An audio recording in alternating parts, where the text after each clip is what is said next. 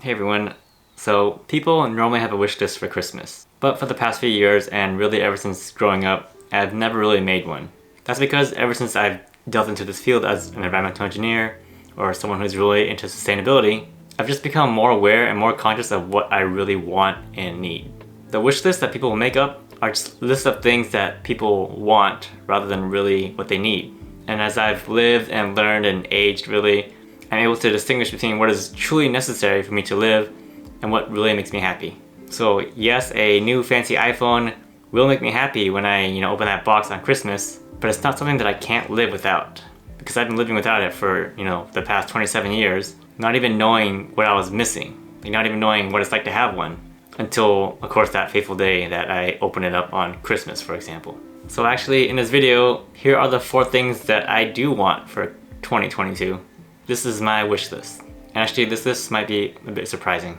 So the first thing on my list, my wish list, is that I actually want to have less stuff. So as mentioned earlier at the start of this video, I'm happy with what little materials I already have. Having more stuff just leads to an accumulation of more things, which can just probably cause more stress. Seeing things pile up in our rooms, the things just end up collecting dust better than a vacuum cleaner, and we're just too afraid or too guilty to even throw it away because that's our stuff. You don't want to throw things away even though that's our stuff, but it doesn't really serve a purpose anymore. Even if we get a new iPhone, for example, do we really want to throw away our old iPhone that we've been using for the past 3 years? I know it has some emotional value to it, and really that emotional unwillingness to give up our old stuff is probably what stops a lot of people from getting rid of their stuff.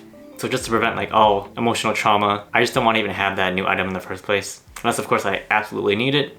Now the second thing on my wish list is that I actually want to have less friends. I know, right? What kind of wish list is this? This just sounds like you're depriving yourself, but not really. If I'm surrounded with toxic friends or a bad work environment, I'm not going to be happy. That's a given fact. So really, why put myself through that misery if I can prevent it?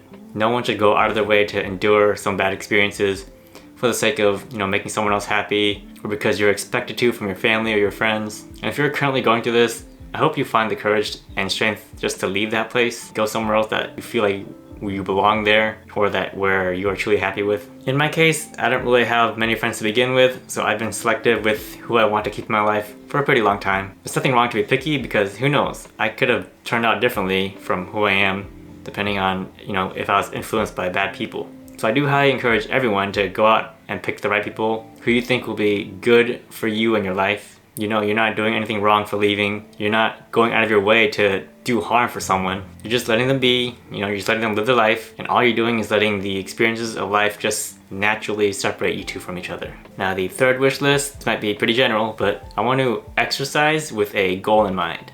So most everyone wants to have a stronger body as part of their New Year's resolution. That's fine in itself. But obviously, only 1% of people are actually gonna stick with it. And there's no need to beat around the bush with that fact. That you might not even follow up with that too. In the end, people just lack discipline or aren't specific in their goals. The goal of being healthier is so vague that maybe not even the person who said that knows what that means. So if they can just be a little bit more specific, I want to run 2 miles twice a week so long as the weather is good and I'm not sick, then I can actually reach my target of maybe losing weight for the year. And although having a body like a Calvin Klein model or a Greek god does sound appealing, it's not realistic and not sustainable. So if we put in the work, I'm pretty sure most of us can actually attain that, but for what purpose will it be to me or to you? My future career does not involve me being a model or a bodybuilder, so all that time to perfect my physique is not necessary. I just need to put in a good amount of time and effort to, stay disciplined for the sake of being healthy. I'm sure 50 years from now, those rock hard abs that you got as a 20-year-old, it will deteriorate. What you want when you're old is just to be healthy and just still enjoy your life and the foods that you eat. You don't need abs to be healthy and to enjoy your life at that age. So just be practical and reasonable with your goals. And that's what I want too. I want to make sure that what I'm doing is not going to be a waste of time, even though, working out is good, but it's attainable and for a purpose. I'm not here to impress anyone besides myself. And lastly, I want to read more practical books. I do prefer audiobooks because I don't have the attention span to actually sit down and read line by line. When I work on something, I'm okay being able to listen to that in the background. I can do this while I'm riding the train or driving or when I'm working out. I know in the end it's not as effective. Maybe I'm only able to recall like 50% or 80% of what I'm hearing, but it's still better than nothing. And here's why I think reading is actually good for you, or like listening to audiobooks. Books are like living separate lives. So I only have enough time in this world to live my one life. So if I'm able to read one book and acquire the knowledge and experience of the author who made that book, then it's like I lived a second life. I lived the life that the author experienced and didn't have to go through the hardships and experiences that he went through just to acquire that sort of knowledge. And that's what I think is truly the key to growing and developing as a person overall. And that's what it means when people say invest in yourself. Just taking that time to learn more as a person, to become more equipped for life from that knowledge that you gained, and just navigating through life, making the best decisions that you can. And I think that reading books is the best and quickest way to do that. So I know that this video and this wish list has nothing to do with the environment, nothing to do really with sustainability, but in terms of personal growth and how all of this will help you out in the future. Who knows, it might be sustainable in the future for you. Just learning about this and like putting in that knowledge into the real world, that will help you out. That'll help out the entire world just being better. And so that's the 4 things that I want to have going to 2022, my own personal wish list. For you who are watching this right now, I think even if you were to desire the same goals as me and strive to achieve them for this upcoming year, you'll probably live like a happier and healthier life, as you're trying to reach this same thing as me.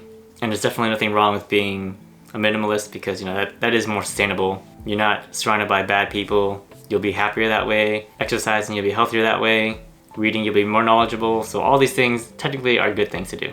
And with that being said, that's it for the video. Let me know what your wish list is or what your goals are. Maybe what you received for Christmas too, and if you're happy with that really. I know in the end for Christmas, it's not really what you receive, but it's like who gave it to you. Obviously, some of you guys might be able to just buy whatever gift you received, but probably what made you happy was who did you receive that gift from. So that's all I have for the video. Go ahead and share, like, subscribe if you like, and I'll see you in the next video. Goodbye.